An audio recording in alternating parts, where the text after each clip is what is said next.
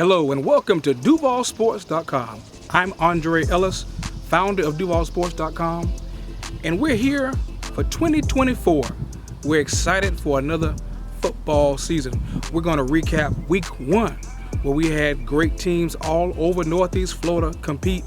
Some win and some lost. But we're going to preview Week 2. Some of those teams that lost, guess what? They got another week to come back and bring their best. Some teams are going to try and make it 2-0, and we're going to recap all the games. If you know us, Duval Sports, we were there at so many games in Week 1. We had a team of people all over Northeast Florida, and we're going to recap every game right here. Stay tuned. Next, we'll hear from our sponsor. Ready to sauce up your wings, brisket, and veggies? Try Georgia May's Buffalo Wing Sauce and Georgia May's Garlic Hot Sauce. Our do-it-all sauces make meal prep quick, convenient, and fun. The smooth finish of our delicious buffalo sauce coats every wing evenly, delivering a flavor-packed bite every single time. Try dipping for even more flavor. Our garlic hot sauce brings any dish to the next level. Shop online at bdscaters.com. We're back here on DuvalSports.com, and we're going to preview some of the games. Let's preview the game that I went to. Trinity at Ed White. This has been a rivalry for the last couple of years that got started up again. A West Side rivalry in Jacksonville. And with this game, it surprised everybody, even me, okay? Why? Because Ed White returned several starters. You have Josh Patterson. You have Nick Roberson, 6'2", 190-pound wide receiver. You have King Boyston, the new quarterback that came over from Trinity. A young rising star at the quarterback position. So many stars that Ed White has, and Trinity, let me tell you, they are the youngest they've been in 20 years. They are rotating starters at quarterback, Terrell Dallas, and also Hicks Zahar, a sophomore in Zahar and a freshman in Dallas. So there were lots of reasons why everyone thought Ed White was going to win this. Not so fast, my friend, as Lee Corso says. And why? Because Trinity has an experienced coaching staff. Their coaching staff, Coach Verlin Dormany, Gus Scott, Fred Highsmith, Hardy, so many other coaches they have over there, got them ready to play, and they did. So we just want to recap this game a little bit. First of all, the first score of the game came on special teams. A punt, the snap went bad.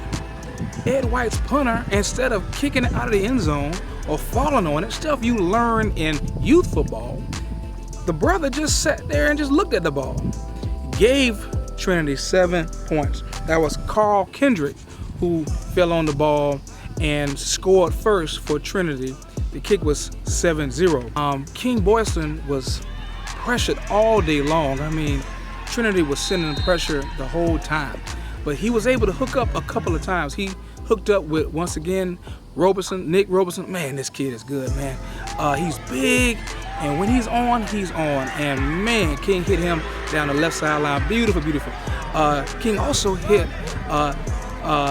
Landon Francis, who came over from Reball. Like I said, Ed White had all these people, but in the end, it just wasn't enough for him. And unfortunately, for Ed White, they could not close it in. Why? Because that sophomore I told you about, Hicks Zahar, man, he got the ball, ran right up the middle. Trinity does a great job of pulling the tackles, trapping. They did that great with Trayon Webb. They did that great with Donnell Rogers recently. And man, they did it again with the quarterback this time, just straight right power up the middle, and he scored. And then the freshman, Terrell Dallas, the other quarterback, put the game out of reach with a late touchdown run around the right side. Man, he's quick and shifty, man. So Trinity's young, but they've got talent. Now, next up for Trinity is Bolles. Okay, so this is going to be a big-time matchup. Now, Bolles is getting Trinity off of a win, but Trinity is getting Bolles off of a loss because Bolles fell to Reigns. So what's that? Bolles is going to be ready, and they're going to be feisty against a very young team in Trinity. So that's a game right there that spells bad for Trinity. But I'm not going to bet against Trinity. I did last week. So who knows with that game. It's going to be competitive, and you just never know. So as far as Ed White, they actually have a bye this week, and they need that so they can get the confidence, get those top players on the same page, and make a run like they did last year. And speaking of Bolles, let's get to that game. Reigns visiting Bolles. First of all, it started out with controversy, okay? I mean, Bolles and Reigns got to midfield for the coin toss, for the handshake. Bolles reached out their hand to handshake. Reigns said, nah, we not shaking y'all hands. Apparently, there was some beef going back on social media. Listen, I understand that happens, but in my opinion, always get to midfield and shake the opponent's hands. Let them know. Just shake it a little bit harder this time. Let them know it's going to be a long night. But anyway, let's get to the game. All right, so this was a game with two mammoths. It's built up all season, and guess what? It lived up to the hype. It really did. Let's talk about Timothy Cole. Timothy Cole came over, quarterback for Reebok, came over to Reigns. Now he's the Reigns quarterback, and he hooked up twice with Adron Walker. Man, this kid is dynamic. He made a one-handed catch down the sidelines that was spectacular. And then he also caught one across the middle to start it off. Bolles had no answer for it, okay? And that's going to be a problem down the road for Bolles to try to be able to defend the pass, because they lost some good cornerbacks. Now they have some good quarterbacks still, so looks like that secondary has to work out the kinks. But anyway, but Bolles came right back. I love this quarterback that Bolles has, Ethan Drum, okay? He hit the big tight end for a touchdown. Corbin Fordham's going to have a big year and follow his brothers to college like he has done before. Timothy Cole also hit Zion Butler for a score for Reigns. And one of the biggest plays of the games for Bolles was Jalen Ross. Scooped up a blocked kick by Simeon Caldwell. Simeon Caldwell picked up, blocked the punt, and blocked the field goal. And Ross took it the distance and scored. But in the end, Reigns was just too much. They have one of the biggest lines, offense and defense. They have a fierce defense, so many players on there. Solomon Thomas on the offensive line, Jayon Simon on the defensive line.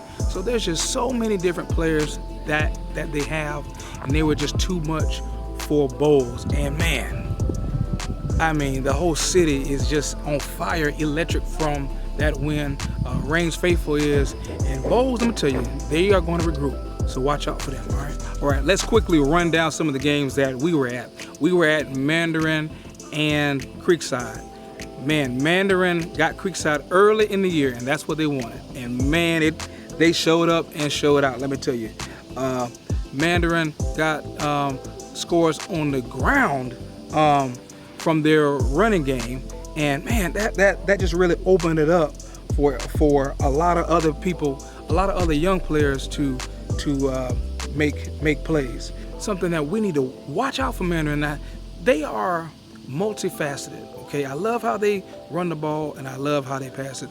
And man, we know about Jamie French, we know about Drake Stubbs on a defense, but man, they also have a dynamic freshman, Bryson Wright. Watch out for him. He scored in that game. So Mandarin won that game going away, and man, they look unstoppable right now. Another game that we covered was Nease and Ponte Vedra. This was a shocker to me because I thought that Ponte Vedra and Nease would be closer, but man, Nease and Coach Drafts look like they are ready to roll. I mean, Maddox Spencer is back and he caught a touchdown. It's just dynamic what they're doing. And Braden Felder, watch out for him now. That's a name that you need to listen to. Braden Felder, man, he had 2 touchdowns in that game. So we were at that game. Nease got the big win again over Ponte. Man, they're making this a trend. Another game that we were at was Fleming Island and Clay. Man, this was the battle of Clay. It was the comeback in Clay is what I donned it. Clay was up early, 13-3 halftime, but Fleming Island came storming back. Sebastian Cruz, man, running the ball hard, scoring for Fleming Island. Sebastian Broughton, man, our 5-star quarterback who's committed to Akron.